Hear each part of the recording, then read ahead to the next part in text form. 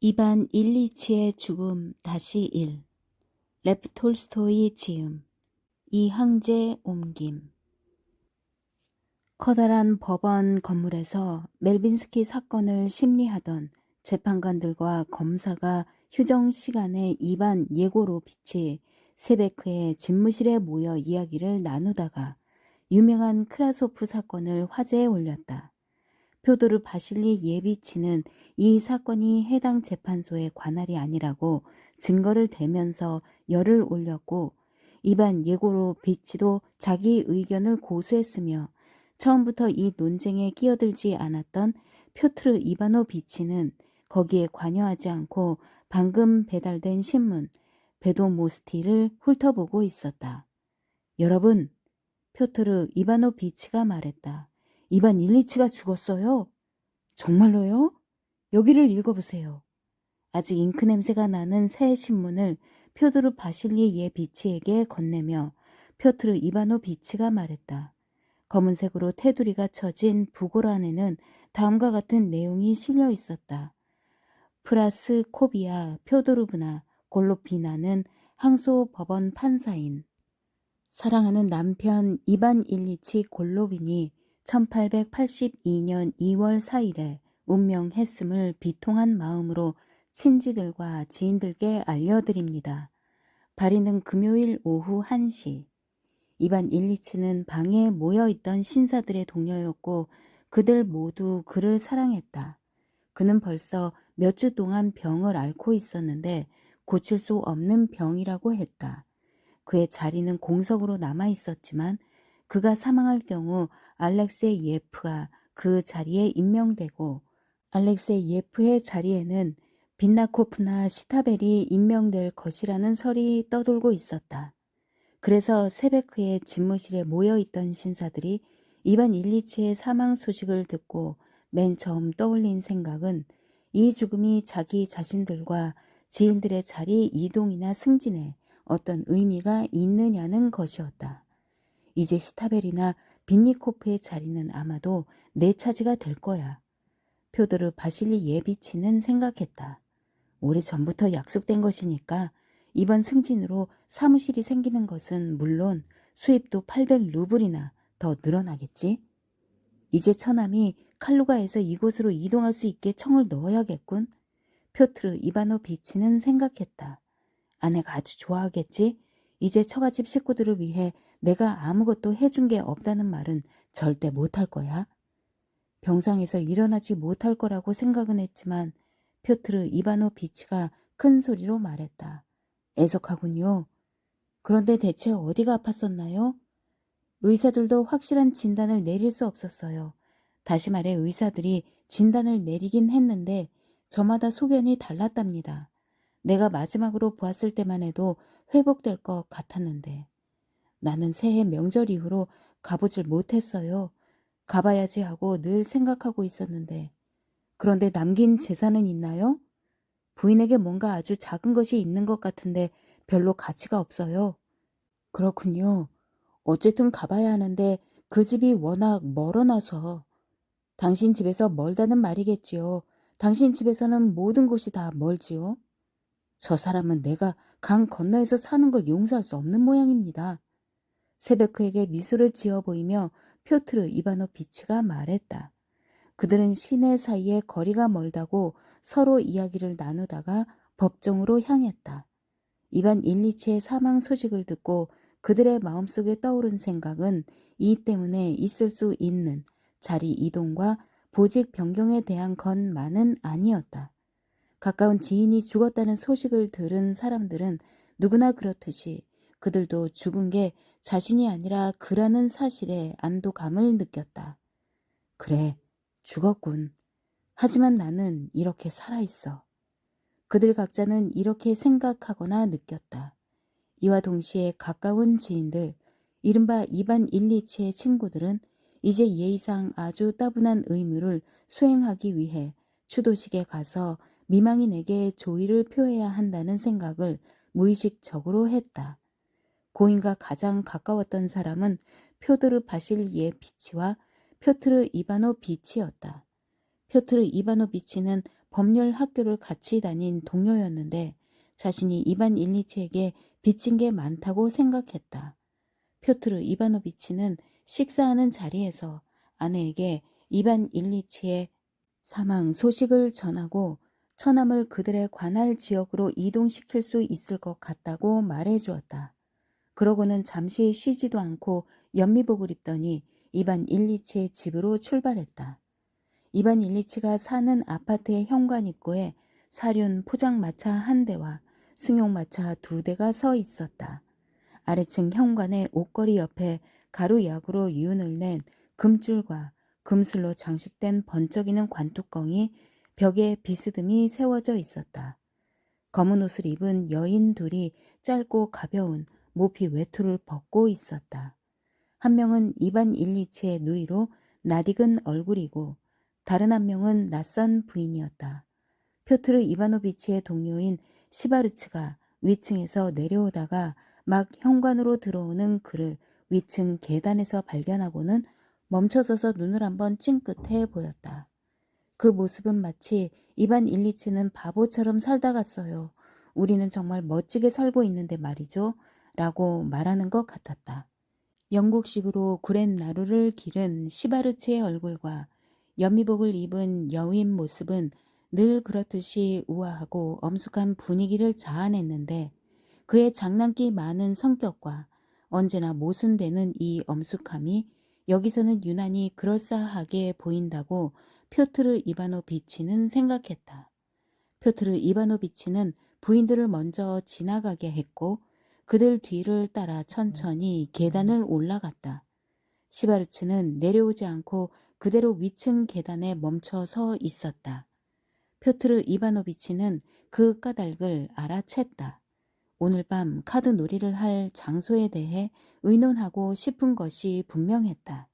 부인들은 계단을 지나 미망인에게로 갔고 시바르츠는 진지하게 꼭 담은 입술에 장난기 어린 시선을 보내며 눈썹을 움직여 표트르 이바노비치에게 고인의 빈소가 차려진 오른쪽 방을 가리켰다.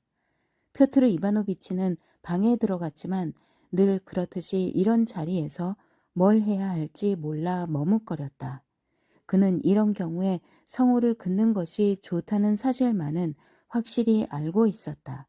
성호를 그으면서 절도 해야 하는지에 대해서는 확신이 서지 않아 절충안을 택하기로 했다.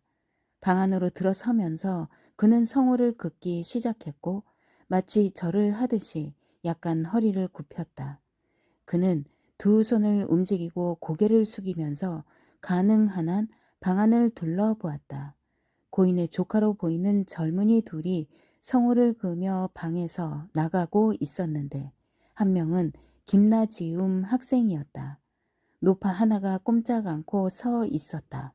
그리고 이상하게 눈썹이 치켜 올라간 부인이 노파에게 뭐라고 속삭이고 있었다. 프로코트를 입은 활달하고 단호해 보이는 부제가 그 어떤 방에도 허용하지 않겠다는 표정으로 뭔가를 큰 소리로 낭송하고 있었다. 식당 일을 돕는 농부 게라심이 표트르 이바노비치 앞을 가벼운 걸음으로 걸어가면서 마루에 뭔가를 뿌렸다. 이 모습을 보자마자 표트르 이바노비치는 그 즉시 시신이 썩기 시작하는 희미한 냄새를 느꼈다. 이반 일리치에게 마지막 병문안을 왔을 때 표트르 이바노비치는 이 농부를 서재에서 본 적이 있었다. 그는 간병인의 직책을 수행하고 있었고 이반 일리치는 그를 유난히 좋아했다.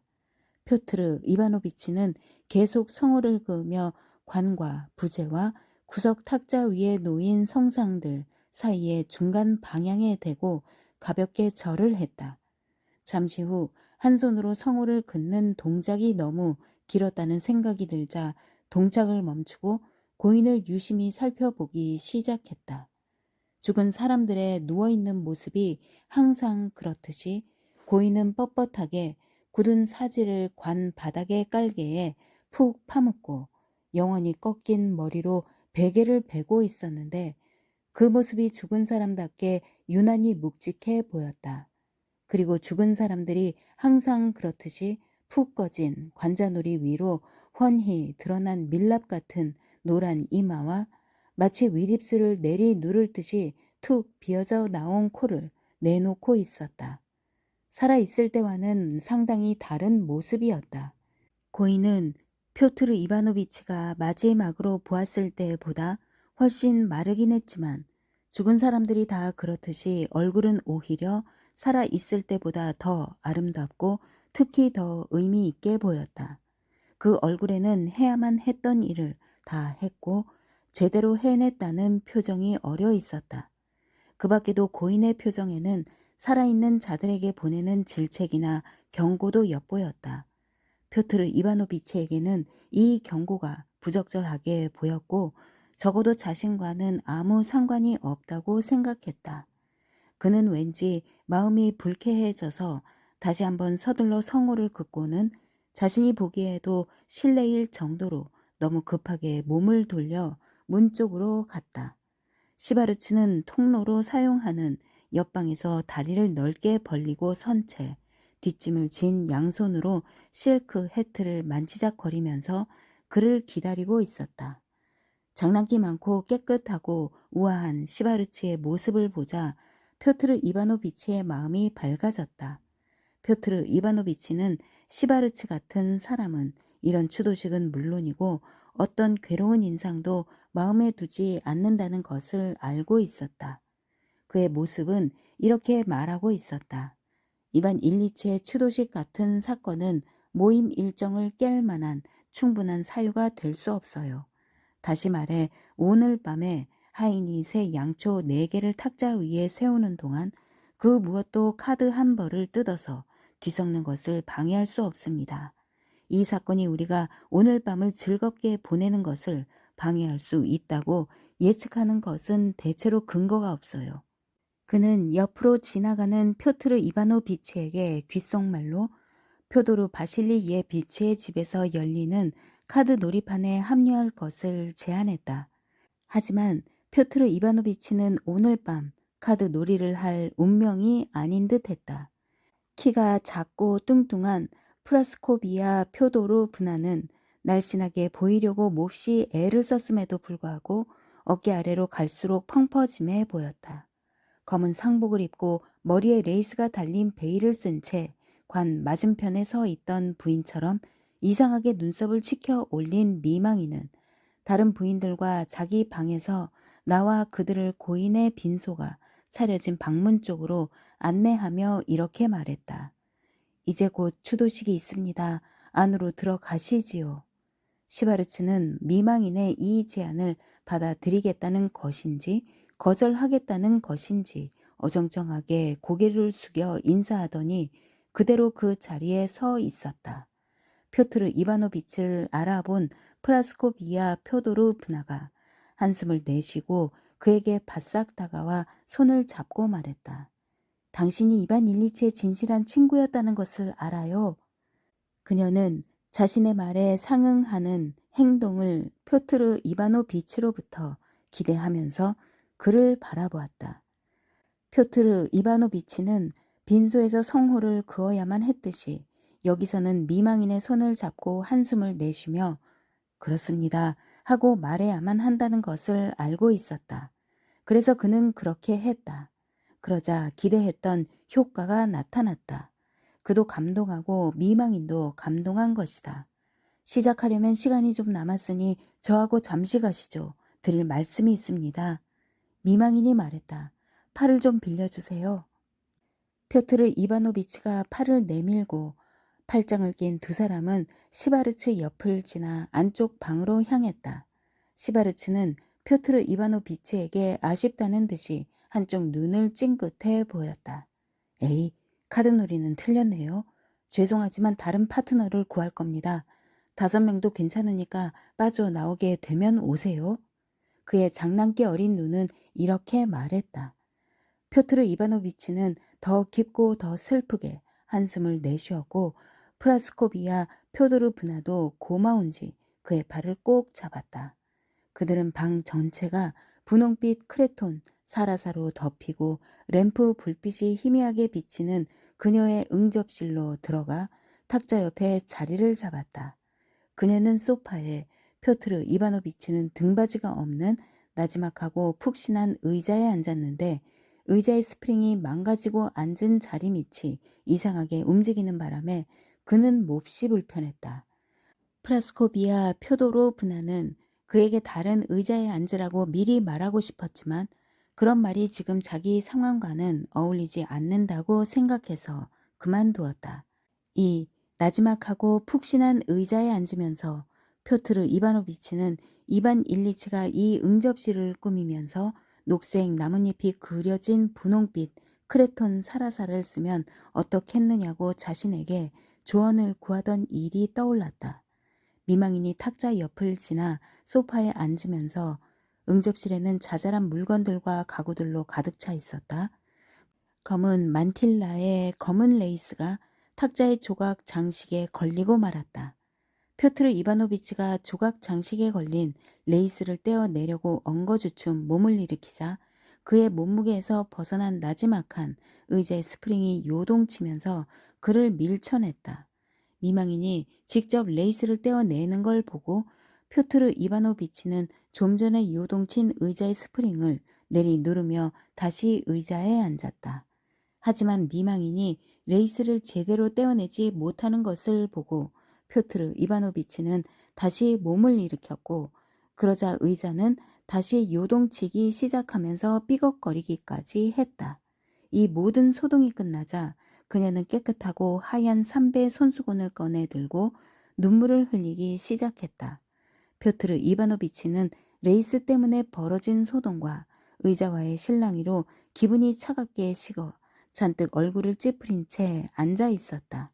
이 어색한 상태를 깬 것은 이반 일리치의 식사를 담당했던 하인 소콜로프였다. 그는 프라스코비아 표도로브나가 지정했던 공동묘지 자리는 가격이 200루블이나 할 거라고 보고했다. 그녀는 울음을 그치고 피해자의 표정으로 표트르 이바노비치를 힐끗 쳐다보고 나서 자기가 몹시 힘들다고 프랑스어로 말했다. 표트르 이바노비치는 그럴 수밖에 없는 그녀의 처지를 10분 이해한다는 듯이 무언의 신호를 보냈다. 담배라도 피우세요. 그녀는 너그러우면서도 비탄에 잠긴 목소리로 말하고 나서 몇 자리 가격에 대해 소콜로프와 의논하기 시작했다. 표트르 이바노비치는 담배를 피우면서 그녀가 땅값에 대해 이것저것 아주 자세히 캐묻고는 형편에 맞는 몇 자리를 정하는 소리를 들었다. 그녀는 몇 자리를 결정하고 나서 성가대에 대해서도 지시를 내렸다. 소콜로프가 응접실에서 나갔다. 모든 일을 직접 하고 있어요. 그녀는 탁자에 놓여 있던 앨범들을 한쪽으로 밀치면서 표트르 이바노비치에게 말했다. 그리고 담뱃재가 탁자 위에 떨어지려는 것을 눈치채고는 재빨리 표트르 이바노비치에게 재떨이를 밀어 놓으며 말을 이었다. 슬프다고 해서 제가 실제적인 일을 할 수 없다고 단언하는 것은 위선이라고 생각해요. 오히려 그 반대로 이것이 위안이 될 수는 없지만 우울한 마음을 밝게 해줘요. 그이에 대해 신경을 쓰는 일도 마찬가지죠. 그녀는 마치 울기라도 할 것처럼 다시 손수건을 꺼냈다가 돌연 자신을 이겨내려는 듯이 몸을 흔들더니 차분히 말하기 시작했다. 그런데 선생님께 의논 드릴 일이 있어요. 표트르 이바노비치는 엉덩이 밑에서 요동치며 막 튀어 오르려는 의자의 스프링을 내리 누르면서 고개를 숙여 예를 표했다. 요 며칠 동안 그이는 끔찍한 고통을 겪었어요. 고통이 심했나요? 표트르 이바노비치가 물었다. 아, 끔찍했어요. 죽기 전 몇 분이 아니라 몇 시간 동안 계속 비명을 질러댔어요. 사흘 밤낮을 내리 거의 숨도 돌리지 않고 비명을 질렀답니다. 견디기 어려운 일이었어요. 제가 어떻게 그걸 견뎌냈는지 모르겠어요. 방문 3개를 넘어서도 그 비명소리가 들렸어요. 아, 그걸 어떻게 견뎌냈는지. 정말 의식은 있었나요? 표트르 이바노비치가 물었다. 네, 그녀가 속삭이듯이 말했다. 마지막 순간까지 그이는 숨을 거두기 15분 전에 우리와 작별했고 볼로디아를 데리고 나가라고 부탁까지 했어요. 처음엔 밝은 소년으로 학생으로 어른이 되어서는 동료로 아주 가깝게 알고 지냈던 사람이 겪었을 고통의 생각이 미치자 자기 자신과 이 여인의 위선이 불쾌하게 여겨졌지만 표토르 이바노비치는 돌연 공포를 느꼈다. 다시 고인의 이마와 입술을 내리 누를 듯한 코가 눈앞에 떠오르자 그는 무서워졌다. 사흘 밤낮을 끔찍한 고통에 시달리다 죽었다. 지금 당장 언제든지 내게도 닥칠 수 있는 일이야. 이런 생각이 들자 그는 순간 무서워지기 시작했다. 하지만 즉시 자신도 모르게 그건 이반 일리치에게 일어난 일이지 그 자신에게 일어난 일이 아니며 그에게 그런 일이 일어날 리도 없고 일어날 수도 없다는 평범한 생각이 들자 마음이 안정되었다. 그리고 그 자신이 우울한 기분에 젖어서 그런 것이며 시바르치의 얼굴에 분명히 쓰여 있듯이 전혀 그럴 필요가 없다고 생각했다. 이렇게 판단을 내리자 마음이 진정된 표트르 이바노비치는 마치 죽음은 이반 일리치에게만 일어난 사건이지 자신과는 전혀 상관없다는 듯이 이반 일리치의 죽음에 관심을 보이며 자세히 캐묻기 시작했다. 이반 일리치가 겪은 끔찍한 육체적 고통에 대해 일일이 아주 상세히 이야기하고 나서 표트르 이바노비치가 알게 된 그 고통의 상세한 내용이라는 것은 이반 일리치의 고통이 프라스코비아 표도로 분하의 신경을 얼마나 자극했느냐 하는 것이었다. 미망이는 이제 자신의 용건을 꺼낼 필요가 있다고 생각한 듯했다. 아, 표트르 이바노비치, 정말 힘들어요. 정말 너무나 힘들어요. 정말 너무나 힘들답니다. 그녀가 다시 울음을 터뜨렸다. 표트르 이바노비치는 한숨을 내쉬며 그녀가 코를 풀기를 기다렸다. 그녀가 코를 풀자 그가 말했다. 정말 그러시겠죠. 그러자 그녀가 다시 이야기를 시작하면서 정작 그에게 하고 싶었던 주요한 용건을 꺼냈다. 그것은 남편이 사망한 경우 국고에서 어떻게 돈을 받을 수 있는가 하는 문제였다. 그녀는 표트르 이바노비치에게 연금에 대한 조언을 구하는 척 했다. 하지만 그는 그녀가 그 자신도 모르는 세세한 부분까지 이미 알고 있다는 것을 알아챘다. 그녀는 남편이 사망한 경우 국고에서 받을 수 있는 것이 무엇인지 다 알고 있었다. 하지만 그녀는 어떻게든지 더 많은 돈을 뜯어낼 수 있는 방법이 있는지 알고 싶어 했다. 표트르 이바노비치는 그런 방법이 있는지 생각해 내려고 애를 썼지만 잠시 생각하더니 예의상 우리 정부의 인색함을 탓하고 나서 더 이상 방법이 없는 것 같다고 말했다. 그러자 그녀는 한숨을 푹 내쉬었고 이제 이 조문계획으로부터 벗어날 수 있는 방법을 궁리하는 눈치였다. 그녀의 속내를 알아챈 그는 담뱃불을 끄고 자리에서 일어나 한 손을 꼭 잡아주고는 곁방으로 갔다. 표트르 이바노비치는 이반 일리치가 언젠가 골동품 가게에서 샀다며 무척 좋아했던 시계가 걸린 식당에서 사제 한 명과 추도식에 온 몇몇 지인들을 만났고 그가 알고 있는 아름다운 숙녀인 이반 일리치의 딸을 보았다. 그녀는 온통 검은 상복을 입고 있었다. 가느다란 그녀의 허리가 더욱 가늘어 보였다. 그녀는 음울하고 결연했으며 거의 화가 난 모습이었다. 그녀는 마치 무슨 잘못을 저지른 사람을 대하듯이 표트르 이바노비치에게 인사했다.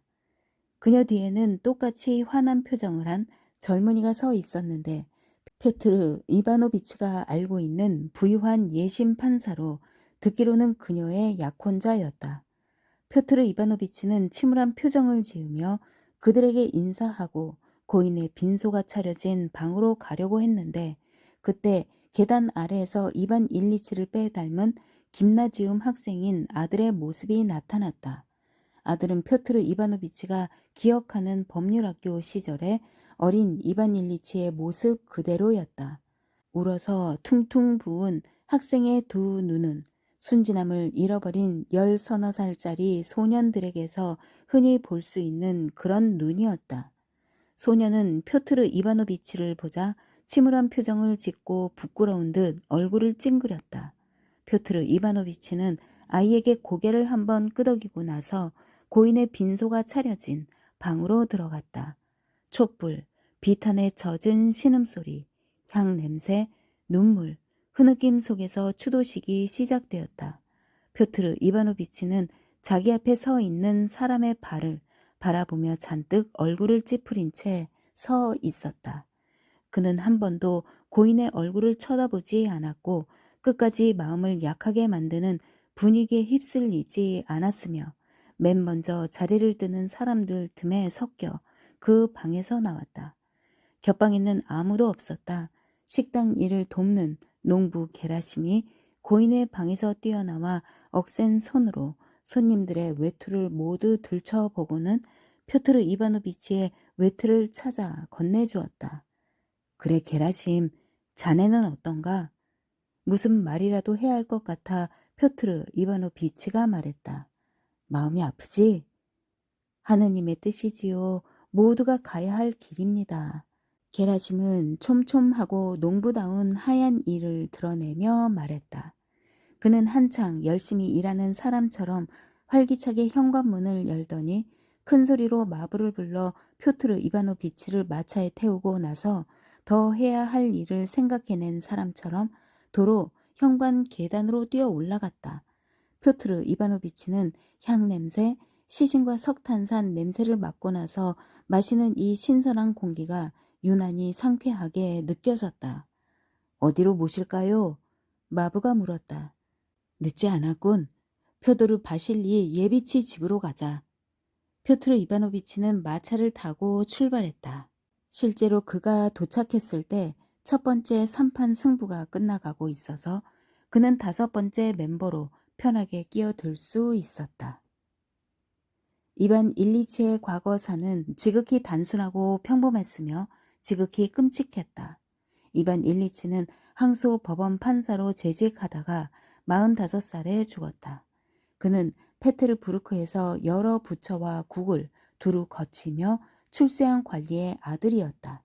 그 출세란 어떤 중요한 직무를 수행할 수 없음이 분명히 밝혀졌는데도 오래 그 일을 해왔고 직급이 높다는 이유로 쫓겨나지 않고 그 자리를 지킬 수 있는 지위까지 오른다는 것을 의미한다. 이런 사람들은 자신들을 위해 꾸며낸 가공의 자리를 꿰차고 앉아 6천 루블에서 10,000루블에 이르는 진짜 돈을 받아 늙어 죽을 때까지 잘 살기 마련이다. 이반 일리치의 아버지인 3급 문관 일리아 예피모비치 골로비는 바로 불필요한 여러 기관에서 불필요한 직책을 맡았던 그런 인물이었다. 그에게는 아들이 셋 있었다. 이반 일리치는 둘째였다. 장남은 근무하는 부처만 다를 뿐 아버지와 똑같은 출세의 길을 걸었고 타성에 빠져 봉급만 받는 근무 연수에 이르고 있었다. 셋째 아들은 실패자였다. 그는 여러 자리를 전전했지만 어디서나 실패했고 지금은 철도 관련 일을 하고 있었다. 아버지와 형제들, 특히 형수들은 그를 만나고 싶어 하지 않았을 뿐만 아니라 꼭 필요한 경우가 아니면 그의 존재를 떠올리지도 않았다. 하나 있는 딸은 그래프 남작에게 시집 갔는데 그도 장인처럼 페테르부르크의 관리였다. 이반 일리치는 이른바 집안의 자랑이었다. 그는 형처럼 그리 냉정하거나 치밀하지도 않았고 동생처럼 분별력이 없지도 않았다. 형과 동생의 중간쯤 되는 그는 똑똑하고 활달하며 유쾌하고 예의 바른 사람이었다. 그는 동생과 함께 법률학교에서 교육을 받았다. 동생은 과정을 끝까지 마치지 못하고 5학년 때 퇴학을 당했지만 이반 일리치는 우수하게 과정을 끝마쳤다. 법률학교에서 이미 그의 성품이 나타났는데 이후 평생 변하지 않았다. 능력 있고 밝고 선량하며 사교적이면서도 자신의 의무라고 여기는 일들은 정확하게 해냈다. 그는 최고위층 사람들이 의무라고 간주하는 모든 것을 자신의 의무라고 생각했다.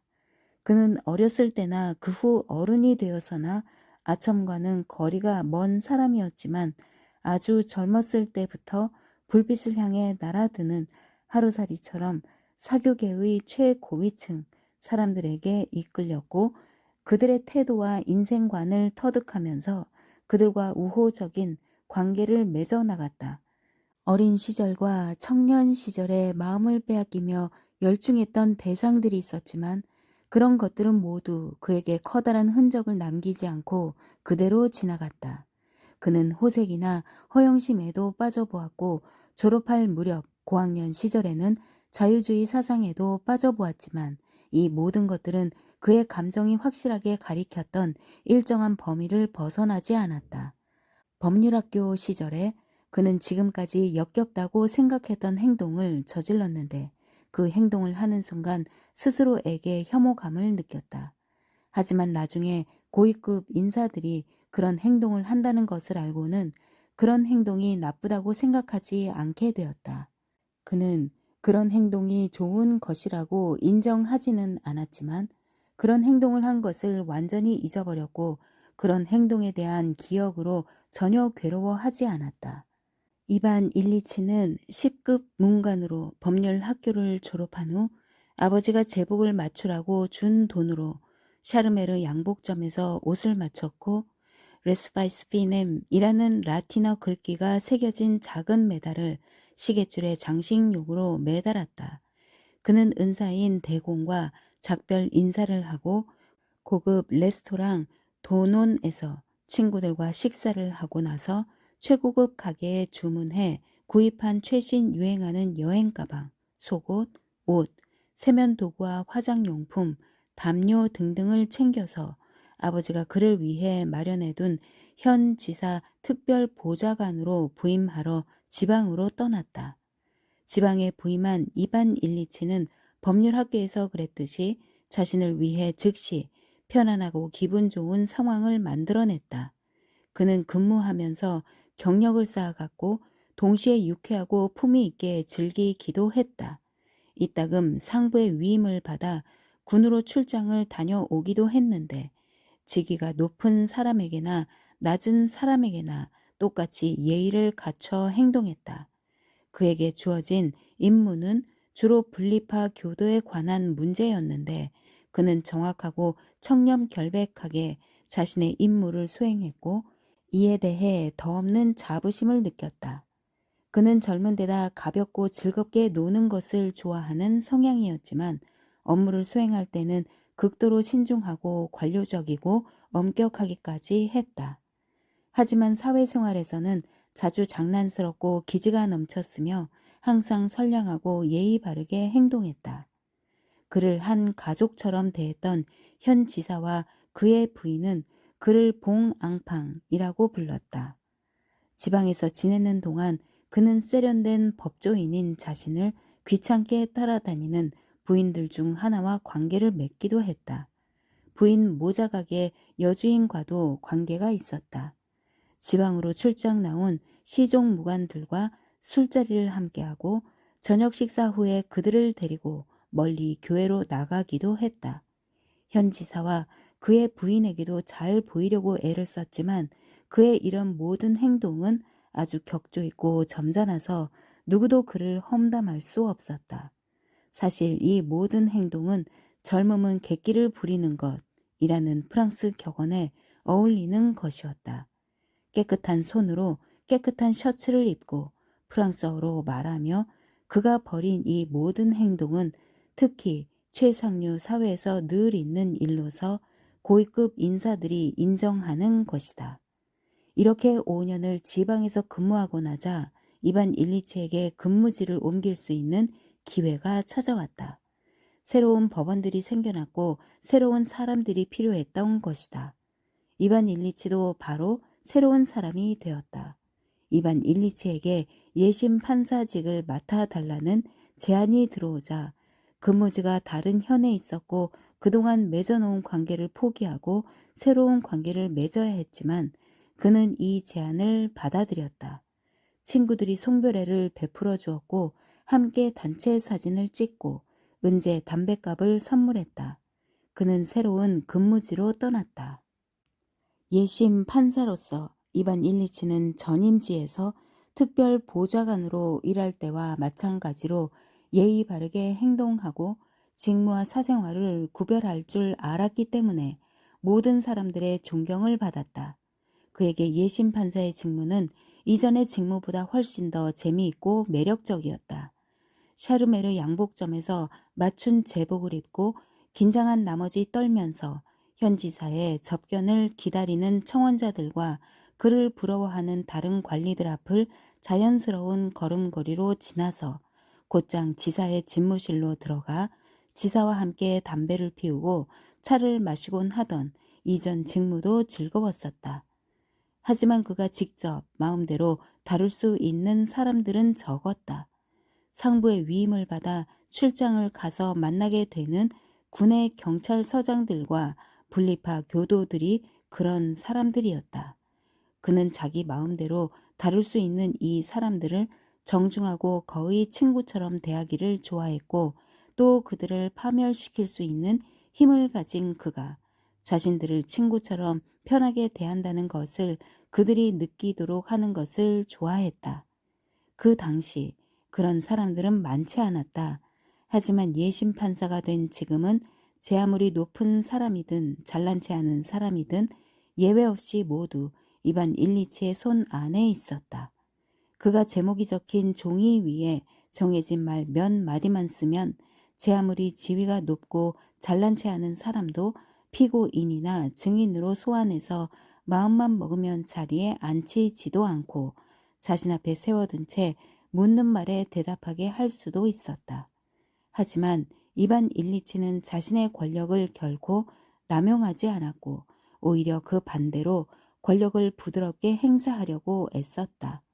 이런 권력의식과 자신이 그 권력을 부드럽게 행사할 수 있다는 것 자체가 이 새로운 직무의 가장 큰 재미이자 매력이었다. 이반 일리치는 직무를 수행할 때, 즉 사건을 심리할 때 직무와 관련 없는 모든 상황에서 벗어나는 방법을 아주 빠르게 습득했고 아무리 복잡한 사건이라도 사실 자체만을 있는 그대로 서류에 반영하고 자신의 개인적 견해는 철저히 배제하며 무엇보다 공문에 필요한 형식을 모두 준수하여 완전한 서류 형태로 정리해내는 기법을 아주 빠르게 터득했다. 이것은 새로운 업무 방식이었다. 그는 1864년에 공포된 법령을 최초로 실제에 응용한 사람들 중 하나였다.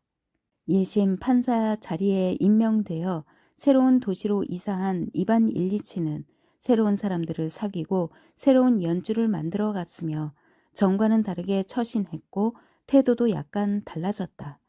그는 현의 권력층과는 어느 정도 적당한 거리를 유지했고 법조인들과 도시에 사는 부유한 귀족들과 교제하면서 정부에 대해 가볍게 불만을 토로하고 중도적인 자유주의적 성향과 문명화된 시민의식을 드러내기도 했다.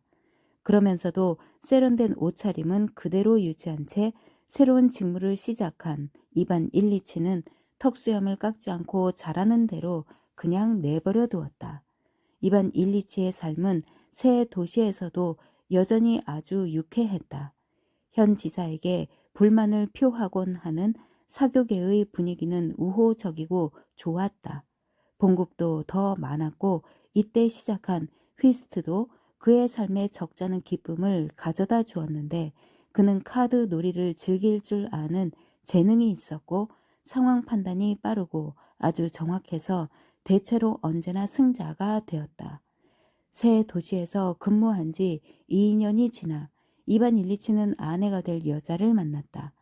프라스코비아, 표도로브나 미헬은 이반 일리치가 드나들던 사교계에서 가장 매력적이고 똑똑하고 훌륭한 아가씨였다. 예심 판사의 업무에서 벗어나 휴식을 취하고 기분을 내듯이 이반 일리치는 프라스코비아 표도로브나와 장난기 어린 가벼운 관계를 맺었다.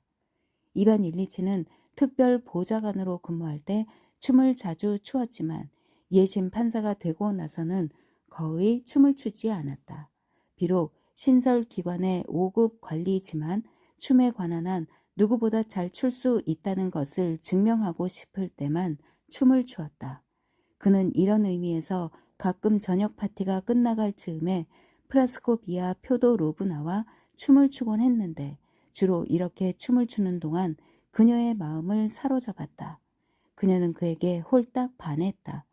이반 일리치는 결혼하고자 하는 분명한 의도는 없었지만 아가씨가 자신에게 반한 것을 보고 이렇게 자문했다. 사실 결혼 못할 이유가 없잖아? 프라스코비아 표도로브나는 훌륭한 귀족 가문의 아가씨로 상당한 미인이었고 재산도 좀 있었다. 이반 일리치는 더 훌륭한 배필을 기대할 수 있었지만 그녀도 좋은 배필이었다. 이반 일리치에게는 봉급이 있었고 그녀도 그만큼의 돈은 있을 것으로 기대되었다. 집안도 훌륭했다. 그녀는 사랑스럽고 예쁘고 아주 정숙한 여자였다. 이반 일리치가 신부가 될 여자를 사랑했고 그녀에게서 자신의 인생관에 대한 공감을 발견했기 때문에 결혼했다고 말한다면 그건 옳지 않을 것이다. 마찬가지로 사교계 사람들이 잘 어울리는 한 쌍이라고 인정해서 결혼했다고 말하는 것도 옳지 않을 것이다. 이반 일리치가 결혼한 이유는 두 가지였다. 우선 그런 아내를 얻는 것이 유쾌했고 동시에 최고 위층 사람들이 옳다고 생각한 일을 했던 것이다. 그렇게 이반 일리치는 결혼했다. 결혼을 준비하는 과정, 부부가 서로 사랑하고 새 가구와 새 식기, 새 속옷과 함께한 신혼 시절은 아내가 임신하기 전까지는 무척 좋았다. 그래서 이반 일리치는 결혼이란 대체로 그 자신이 삶의 본래 특징이라고 생각한 편안하고 유쾌하고 즐겁고 항상 품이 있는 삶, 즉 사교계가 인정하는 삶의 방식을 깨뜨리는 것이 아니라 오히려 더 강화시키는 것이라고 생각했다. 하지만 아내가 임신하고 몇 개월도 지나지 않아 전혀 생각지도 못한 불쾌하고 힘들고 무례하고 새로운 무언가가 나타났다. 그건 전혀 예상하지 못했던 일이고 도저히 벗어날 수 없는 것이었다. 이반 일리치가 보기에 아내는 아무 이유도 없이 그가 프랑스어로 혼잣말을 하곤 했듯이 제멋대로 삶의 유쾌함과 품위를 깨기 시작했다. 그녀는 아무런 이유도 없이 질투하기 시작했고 자기에게만 신경을 써달라고 요구했으며 모든 일에 트집을 잡으면서 불쾌하고 무례한 장면을 연출하곤 했다. 처음에 이반 일리치는 자신을 공경해서 구해주곤 했던 삶에 대한 아주 가볍고 고상한 태도를 취함으로써 이 불쾌한 상황을 벗어날 수 있기를 기대했다.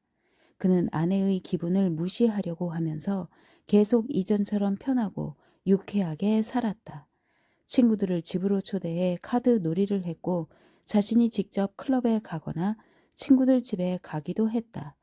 그러던 어느 날 아내는 거칠게 욕을 퍼부으며 불같이 화를 내기 시작했고 그날부터 아내는 그가 자신의 요구를 들어주지 않을 때마다 끊임없이 욕설을 해댔는데 남편이 자신에게 굴복할 때까지, 다시 말해 남편이 자신처럼 집안에 들어앉아 우울해할 때까지 결코 욕설을 중지하지 않겠다고 결심한 것 같았다.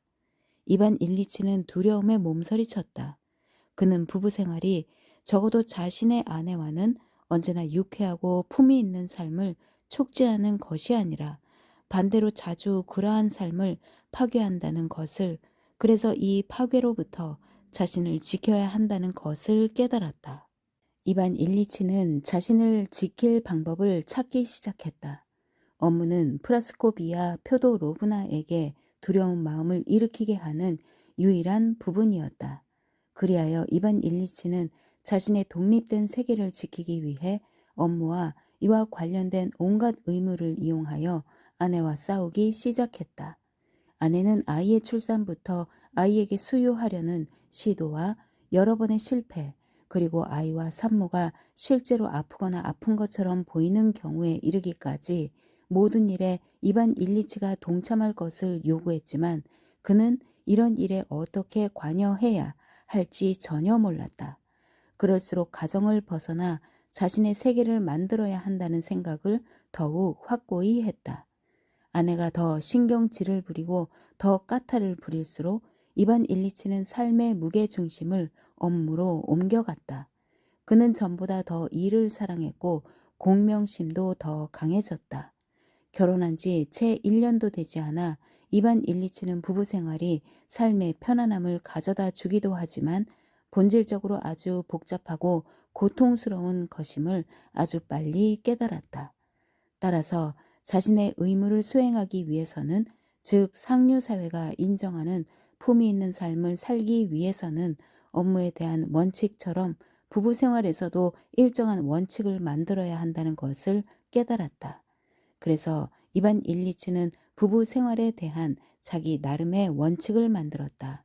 그는 가정생활에서 딱 3가지 편리함만을 요구했다.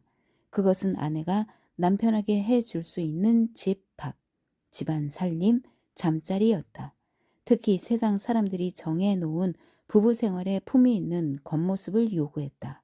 그 외에 그는 즐겁고 유쾌한 것을 찾았는데, 만약 그런 것을 찾는다면 아주 감사할 따름이었다. 만약 반박과 불평에 부딪힐 경우 그는 즉시 자신이 만든 독립된 직무의 세계로 도피해 그곳에서 즐거움을 찾곤 했다. 이반 일리치는 우수 근무자로 평가받아 3년 뒤 검사보가 되었다. 검사보라는 새로운 직책, 이 직책의 중요성, 누구든 법정에 세우고 감옥으로 보낼 수 있는 힘, 공개적인 논고, 이런 일에서 자신이 거둔 성공, 이 모든 것들이 그를 더욱더 일에 빠져들게 했다. 아이들도 계속 태어났다. 아내는 더욱 불평을 하고 더욱 화를 냈지만 가정 생활에 대한 원칙을 세워놓은 이반 일리치는 아내의 불평에 별로 개의치 않았다. 한 도시에서 7년을 근무한 이반 일리치는 검사로 승진하여 다른 현으로 옮겨갔다. 그들은 이사를 했는데 돈은 부족했고 아내는 이사 간 곳을 마음에 들어하지 않았다. 봉급은 전보다 더 올랐지만 생활비가 더 많이 들었다. 게다가 아이 둘이 죽었기 때문에 이반 일리치는 가정생활이 더욱 싫어졌다. 프라스코비아 표도로브나는 새로 이사간 곳에서 생긴 불행을 모두 남편 탓으로 돌렸다. 부부 사이의 대부분의 대화, 특히 아이들의 양육에 관한 대화는 과거의 말다툼을 떠올리게 하는 문제들로 이어지곤 했고, 말다툼은 언제고 격화될 우려가 있었다. 이따금 부부가 서로에게 애정을 느끼는 순간도 있었지만 오래 가지 못했다. 그것은 부부가 소원한 상호 관계 속에서 드러나는 은밀한 적개심의 바다에 다시 뛰어들기 전에 잠시 기항하는 작은 섬들과 같았다. 만일 이반 일리치가 이 소원한 관계를 절대 있어서는 안 되는 일이라고 생각했다면 그는 괴로웠을 것이다. 하지만 그는 이런 상태를 정상적인 것일 뿐만 아니라 가정 생활의 목표라고 인정하고 있었다. 그의 목표는 이런 불유쾌한 상황에서 더욱더 벗어나고 이런 상황을 무해하고 고상하게 만드는 것이었다. 그는 가족과 함께 보내는 시간을 더욱더 줄여 나가는 방법으로 자신의 목표를 달성해 나갔고, 가족과 함께 시간을 보내야 할 경우 다른 사람들을 참석시켜 자신의 입장을 지키려고 노력했다. 요는 이반 일리치에게 일이 있다는 것이었다. 그는 일의 세계에 파묻혀 삶의 모든 재미를 느꼈다. 마침내 이 재미가 그를 삼켜버렸다.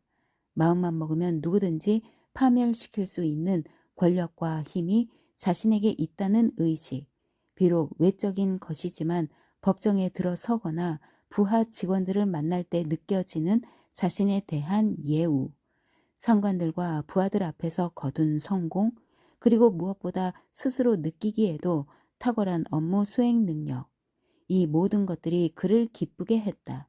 이와 함께 동료들과의 담소, 식사, 휘스트 놀이도 그의 삶을 충만케 했다. 그래서 이반 일리치의 삶은 대체로 인생이란 즐겁고 품이 있어야 한다는 자신의 생각대로 그렇게 흘러갔다. 그는 이렇게 7년을 더 살았다.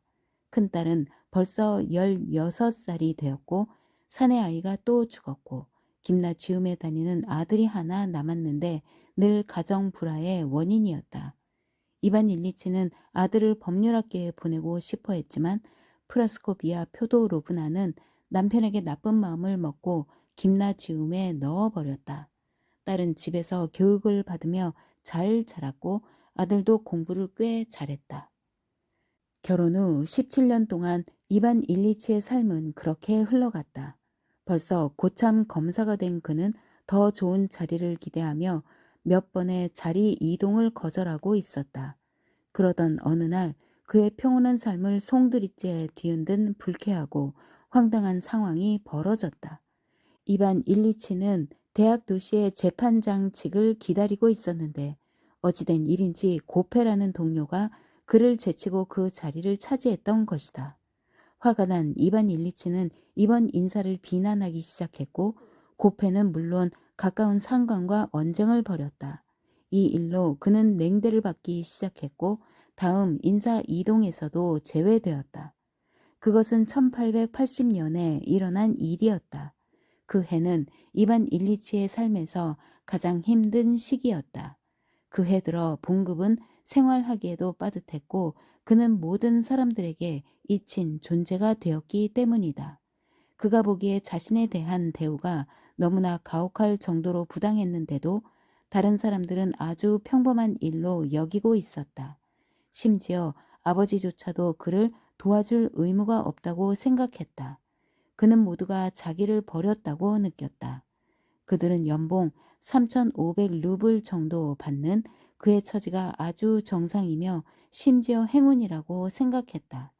자신에 대한 부당한 처우와 아내의 끊임없는 잔소리, 그리고 수입에 걸맞지 않은 생활을 하면서 얻기 시작한 빚 등을 아는 사람은 그 자신뿐이었다. 그 자신만이 자기 처지가 정상적이지 않다는 것을 알고 있었다. 그해 여름 그는 생활비를 줄이기 위해 휴가를 얻어 아내와 함께 여름을 보내려고 처남이 살고 있는 시골로 갔다. 일에서 벗어나 시골에서 지내면서 이반 일리치는 난생 처음으로 지루하다 못해 견딜 수 없는 우울을 느꼈다. 그리하여 이렇게 살 수는 없다고 생각하고 뭔가 단호한 조치를 취하기로 결심했다. 밤새 테라스를 서성이면서 한숨도 못 잔 이반 일리치는 페테르부르크로 가서 새로운 자리를 알아보고 자신의 가치를 제대로 평가하지 못한 그자들을 응징하기로 결심했다. 다음 날 그는 아내와 처남의 만류에도 불구하고 페테르부르크로 출발했다. 여행의 목적은 단 하나, 연봉 5천 루블의 자리를 얻어내는 것이었다. 부처가 어디든 업무의 성격과 종류가 무엇이든 그런 것은 중요하지 않았다. 단지 5천 루블의 연봉만 보장된다면 관청이든 은행이든 철도 관련 기관이든 마리아 왕후 귀족 여학교든 심지어 세관이라고 해도 상관없었고 자신의 가치를 제대로 알아보지 못하는 부처에서 반드시 떠나야만 했다. 이반 일리치의 이번 여행은 뜻밖에도 놀라운 성공으로 끝났다. 쿠르스크에서 그의 지인인 FS 일린이 그가 탄 기차의 1등 칸에 올라타 현 지사가 방금 전에 받은 전보 내용을 전해주었다. 며칠 안으로 부처 내 인사이동이 있을 예정인데 표트르 이바노비치의 자리에 이반 세묘노비치가 임명되었다는 것이다. 이번 인사이동은 러시아 제국은 물론 이반 일리치에게도 특별한 의미를 가지고 있었다. 새로운 인물인 표트르 페트로비치와 아마도 그의 친구인 자르 이바노비치의 발탁은 이반 일리치에게 극히 유리할 수 있었다. 자하르 이바노비치는 이반 일리치의 동료이자 친구였던 것이다. 이 소식은 모스크바에서 사실로 확인되었다. 페테르부르크에 도착한 이반 일리치는 자하르 이바노비치를 찾아갔고 자신이 예전에 근무했던 법무부의 확실한 자리를 마련해 주겠다는 약속을 받았다. 일주일 후 그는 아내에게 전보를 쳤다. 자하르가 밀레르의 자리에 발령받는 즉시 나도 임명받을 예정. 이반 일리치는 이런 인사이동 덕분에 자신이 근무하던 이전 부처에서 뜻하지 않은 승진을 했다. 그는 자신의 동료들보다 2단계나 더 높게 승진했고 5천 루블의 연봉에 3,500 루블의 부임 수당을 받게 되었다. 그러자 원수처럼 보였던 사람들과 자기 부처에 대한 모든 분노가 사라졌고 이반 일리치는 몹시 행복했다. 이반 일리치는 오랜만에 유쾌하고 흡족한 모습으로 시골로 돌아왔다. 프라스코비아 표도로브나도 기뻐했고 부부 사이에 잠시 화해가 찾아왔다. 이반 일리치는 페트르부르크에서 모두가 자기를 축하해 주었다는 이야기, 자신의 적이었던 사람들이 모두 망신을 당하고 자기에게 아첨했다는 이야기, 사람들이 자신의 지위를 부러워한다는 이야기, 특히 페테르부르크에서 모든 사람들이 자신을 아주 좋아했다는 이야기를 늘어놓았다.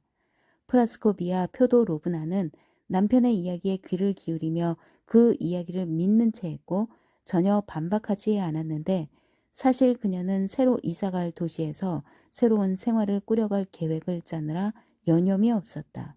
이반 일리치도 아내의 계획이 자신의 계획이고 그 계획이 일치하며 잠시 휘청거리던 자신의 삶이 다시 진실하고 즐겁고 유쾌하고 품위 있는 삶의 본래 모습을 찾게 되었다는 사실에 기뻐했다. 이반 일리치는 시골에 오래 머물 수가 없었다. 9월 10일에 직무를 시작해야 했기 때문이다. 게다가 새 거처에 자리를 잡고 지방에서 모든 물건들을 옮기고 더 많은 것을 사고 주문할 시간이 필요했던 것이다. 한마디로 집을 장만하고 정리하는 모든 일이 그의 머릿속에 이미 결정되어 있었는데 그것은 프라스코비아 표도로브나가 마음속으로 생각했던 것과 거의 정확하게 일치했다.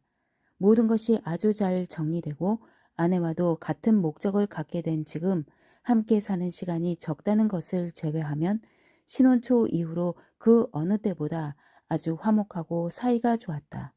이반 일리치는 즉시 가족을 데려갈 생각이었다. 하지만 갑자기 자신과 가족에게 유난히 친절하고 다정하게 구는 처남댁과 처남이 더 있다 가라며 한사코 붙잡는 바람에 혼자 떠나기로 했다. 이반 일리치는 혼자 떠났다. 자신의 성공과 아내와의 화해로 생겨난 즐거운 기분은 서로 상승작용을 일으켜 여행길 내내 그의 마음에서 떠나지 않았다. 그는 아주 멋진 집을 발견했는데 그 집은 남편과 아내가 꿈꾸던 바로 그런 집이었다.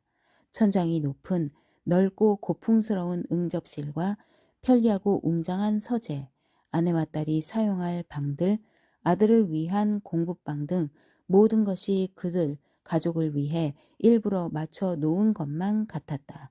이반 일리치는 직접 집안을 꾸미기 시작했고 벽지를 고르고 가구를 사들였는데 특히 가구는 낡은 것을 골라 유난히 품이 있어 보이게 했고 천도 새로 씌웠다. 모든 것이 하나씩 둘씩 늘어갈수록 집안은 그가 생각했던 이상적인 모습에 가까워졌다. 집안 정리가 반쯤 되었을 때에도 기대 이상으로 훌륭했다. 그는 모든 것이 정리되고 준비되면 고상하고 우아하며 전혀 속되지 않은 집이 되리라고 생각했다. 잠자리에 들면서 그는 앞으로 완성될 홀의 모습을 상상하곤 했다. 아직 단장이 덜 끝난 응접실을 바라보면서 각각 제자리에 설치될 벽난로, 차광판, 책장, 그리고 여기저기 흩어 놓을 조그만 의자들, 벽 곳곳에 걸릴 크고 작은 접시들과 청동 조각들을 미리 눈앞에 그려보았다. 자신과 똑같은 취향을 가진 파샤와 리장카가 깜짝 놀랄 것을 생각하자 기분이 좋아졌다. 그들은 결코 이런 것을 기대하지 못할 것이다. 특히 그는 집안의 모든 것에 유난히 고상한 분위기를 더해줄 낡은 물건들을 찾아내어 싸게 구입했다. 그는 가족에게 편지를 쓰면서 가족들을 깜짝 놀라게 해 주려고 모든 것을 실제보다 일부러 더 나쁘게 묘사했다. 그는 집안을 꾸미는 일에 너무나 열중해서 자신이 좋아하는 새로운 업무에는 기대했던 것보다 관심을 덜 보였다. 심지어 법정에서도 커튼걸이 받침대를 고든 것으로 할지 산뜻한 것으로 할지 정신이 딴 데 팔려서 산만해지곤 했다. 또 자신이 직접 가구를 이리저리 옮겨 보기도 하고 커튼을 바꿔 달며 자주 수선을 피웠다. 한 번은 도무지 말귀를 못 알아듣는 도배장이에게 주름 장식 천을 어떻게 달아야 할지 직접 보여주려고 사다리에 올라갔다가 그만 발을 헛디뎌 미끄러졌다. 하지만 워낙 튼튼하고 민첩했던 그는 다행히 굴러 떨어지지는 않았고 창틀의 손잡이에 옆구리를 부딪히기만 했다.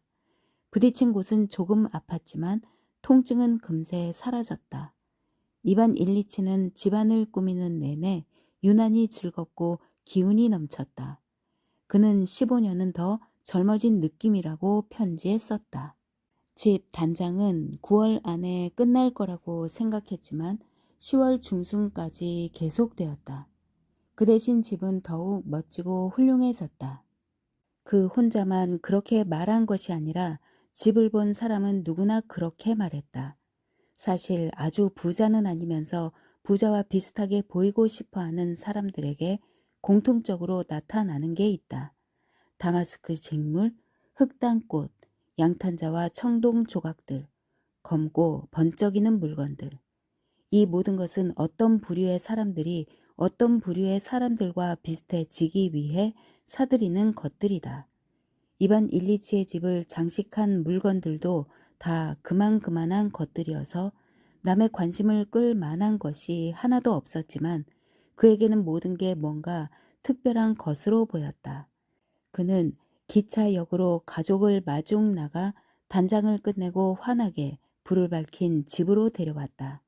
하얀 넥타이를 맨 하인이 꽃으로 장식된 현관문을 열어젖히자 가족들은 응접실로 서재로 돌아다니며 기쁨에 겨운 탄성을 질러댔다. 그 모습을 보며 그는 몹시 행복해했고 가족들에게 집안 곳곳을 보여주었다. 가족들의 칭찬에 흐뭇해하며 환한 표정을 지었다. 그날 저녁 차를 마시면서 프라스코비아 표도 로브나는 사다리에서 떨어졌다던데 어떻게 된 일이냐고 물었다. 그는 웃으면서 자신이 얼마나 날렵하게 몸을 날렸고 도배장이를 얼마나 놀라게 했는지 생생하게 재현해 보이며 말했다. 내가 괜히 체조선수겠어? 다른 사람이라면 크게 다쳤을 거야. 나니까 여기만 살짝 부딪혔지. 건드리면 아프긴 해. 하지만 이제 거의 다 나았어. 멍만 좀 남아있어. 그렇게 그들은 새 집에서 생활을 시작했다. 새 집도 익숙해지면 늘 그렇듯이 방 하나만 더 있으면 좋겠고 수입이 늘어도 살다 보면 늘 그렇듯이 부족하기 마련이어서 조금만 한 500루블만 더 있으면 좋겠다는 생각이 드는 법이지만 그래도 그들은 아주 잘 살았다. 아직 모든 것이 갖추어지지 않아 때론 뭔가를 더 사들이고 주문하고 다시 배치하고 수리해야 했던 이사 초기의 생활은 특히 좋았다. 부부 사이에 약간 불화가 있었지만 둘 다 아주 만족한 상태인데다 할 일도 아주 많아서 모든 것이 큰 다툼 없이 끝났다. 그러다 집안에 더 이상 정돈할 일이 없어지자 좀 따분하고 뭔가 부족한 듯한 느낌이 들기 시작했지만 그 무렵에는 벌써 사람들도 사귀고 주어진 생활에 익숙해져서 삶은 나름대로 충만했다. 이반 일리치는 오전은 법원에서 보낸 뒤 점심을 먹으러 집으로 오곤 했다. 집 때문에 좀 고생하기는 했지만 처음 한동안 그는 기분이 좋았다. 그는 식탁보나 다마스크 직물에 생긴 얼룩 하나하나에 커튼거리에 끊어진 가는 줄에 속을 태웠다. 집안 정돈에 너무나 많은 공을 들였기 때문에 뭐가 하나라도 훼손되면 속이 상했던 것이다. 하지만 이반 일리치의 삶은 대체로 삶은 가볍고 유쾌하고 품위 있게 흘러가야 한다는 그의 소신대로 흘러갔다. 그는 9시에 일어나 커피를 마시며 신문을 읽고 나서 제복을 입고 법원으로 갔다. 거기에는 이미 그가 해야 할 힘든 일들이 준비되어 있었고 그는 즉시 그 일에 빠져들었다. 청원자들, 집무실에 쌓인 질의서들, 집무실의 일상 업무, 공판과 공판 준비 회의 등등이 그가 해야 할 일이었다. 이런 일을 할 때는 항상 공무의 정상적인 흐름을 깨뜨리기 마련인 날 것들, 즉 생활에 관련된 구질구질한 것을 모두 배제할 수 있어야 했다. 그리고 사람들과도 공적인 관계 외에 어떤 관계도 맺지 말아야 하고, 관계를 맺는 동기도 오직 공적인 것이어야 하며, 관계 그 자체도 오직 공적인 것이어야 했다. 예컨대 어떤 사람이 찾아와 뭔가를 알고 싶어 할 때, 이반 일리치는 직무를 떠난 일반인으로서는 그 사람과 어떤 관계도 맺을 수 없다. 하지만 이 사람이 제목이 달린 공문서에 이름을 올릴 수 있는 법원 직원으로서 자신과 관계가 있다면, 이반 일리치는 그 관계가 허용하는 범위 안에서 할 수 있는 모든 일을 확실하게 했을 뿐만 아니라 이 사람을 인간적이고 친밀하게, 즉 정중하게 대한다. 하지만 공적인 관계가 끝나면 그 즉시 다른 모든 관계도 깨끗이 끝난다. 이반 일리치는 공적인 일과 자신의 실제 삶을 혼동하지 않고 구분하는데 최고의 수완을 발휘했는데, 이는 오랜 경험과 타고난 재능으로 만들어낸 것이었다. 심지어 그는 음악의 거장처럼 가끔 장난하듯이 인간적인 관계와 공적인 관계를 뒤섞기도 했다. 그가 이렇게 하는 것은 필요하면 언제든지 다시 공적인 관계만을 취하고 인간적인 관계를 버릴 수 있는 힘이 자신에게 있다고 느꼈기 때문이다. 이반 일리치는 이런 일을 아주 쉽고 즐겁고 품위 있게, 심지어 거장처럼 처리했다. 그는 근무 중 사이사이에 담배를 피우고 차를 마시며 정치와 일반적인 문제들과 카드 놀이에 대해, 무엇보다 인사 이동에 대해 잠시 담소를 나누곤 했다. 그리고 몸은 피곤했지만 자신이 맡은 악장을 멋지게 연주한 오케스트라의 제1 바이올리니스트처럼 뿌듯한 마음으로 귀가하곤 했다. 집에 돌아오면 아내와 딸은 마차를 타고 어딘가로 외출 중이거나 손님을 맞이하고 있었다. 아들은 김나지움에 갔다 와서 과외 선생님들과 수업 준비를 하거나 김나지움에서 배운 것을 꼼꼼히 복습하고 있었다. 모든 것이 좋았다. 식사 후 집에 손님이 없으면 이반 일리치는 사람들 입에 많이 오르내리는 책을 가끔 읽었고, 저녁에는 책상에 앉아 일을 했다. 즉, 서류들을 읽고 법조문들을 대조하면서 증거 자료들을 비교하고 법을 적용하곤 했다. 그에게 이런 일은 따분하지도 않았고 딱히 즐겁지도 않았다. 카드놀이를 할 수 있을 때 이런 일은 따분했지만, 카드놀이를 할 수 없으면 혼자 집에 있거나 아내와 함께 있는 것보다는 더 좋았다. 이반 일리치는 사교계의 신분이 높은 신사 숙녀들을 초대하여 조촐한 만찬을 열고, 자기 집 응접실이 모든 응접실과 다를 바 없듯이 평소 시간을 보내는 방식이 자기와 비슷한 사람들과 함께 시간을 보내는 것이 즐거웠다. 한 번은 그의 집에서 야회가 열렸고 사람들이 춤을 추었다. 이반 일리치는 즐거웠고 모든 것이 좋았는데, 다만 손님들에게 내놓을 케이크와 사탕 문제로 아내와 심한 언쟁을 벌였다. 프라스코비아 표도로브나는 나름의 계획이 있었는데, 이반 일리치가 값비싼 제과점에서 모든 걸 사야 한다고 고집을 부리며 케이크를 잔뜩 주문한 바람에 결국 케이크만 남았고, 제과점의 계산서가 45 루블이나 되자 심하고 불쾌한 언쟁이 벌어진 것이다. 프라스코비아 표도로브나는 남편을 멍청이 불평꾼이라고 불렀다. 그는 자기 머리를 움켜쥐고 홧김에 뭔가 이혼을 연상시키는 말들을 내뱉었다. 하지만 야회 자체는 즐거웠다. 최고의 사교계 모임이었고, 이반 일리치는 내 슬픔을 가져가 주오 라는 단체를 설립한 것으로 유명한 여자의 언니인 트루포노바 공작 부인과 춤까지 췄다. 직무에서 느끼는 기쁨은 자존심을 채워주었고, 사교계 생활에서 느끼는 기쁨은 허영심을 채워주었다. 하지만 이반 일리치가 진정으로 기쁨을 느끼는 것은 카드놀이였다.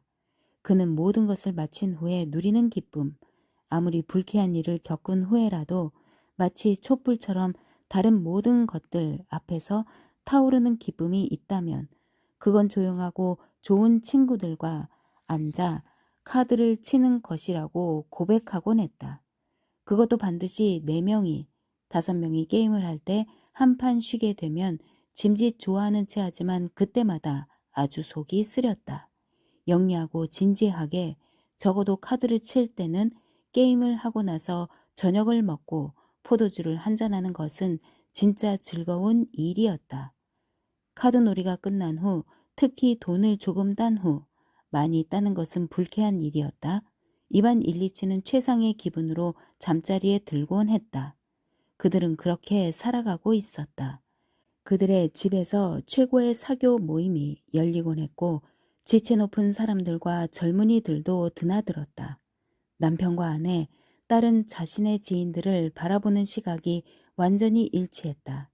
그들은 서로 합의할 필요도 없이 벽마다 일본제 접시들이 걸린 응접실에 몰려들어 다정하게 구는 온갖 부류의 친구들과 친척들, 구질구질한 사람들을 죄다 깨끗이 물리치고 멀리했다. 곧 그 구질구질한 친구들은 발길을 끊었고 골로빈 씨네 집에는 최상류층 사람들만 드나들게 되었다. 젊은이들은 딸 리장카의 뒤를 따라다녔는데 그 중에는 디미트리 이바노비치의 아들이자 그의 유일한 상속자인 예심 판사 페트리셰프도 끼어 있었다. 그래서 이반 일리치는 리자와 페트리셰프를 삼두마차에 태워 놀러 보내야 할지 아니면 작은 소동을 일으켜 문제 삼아야 할지 등에 관해 이미 프라스코비아 표도로브나와 이야기를 나누었다. 그들은 그렇게 살아갔다.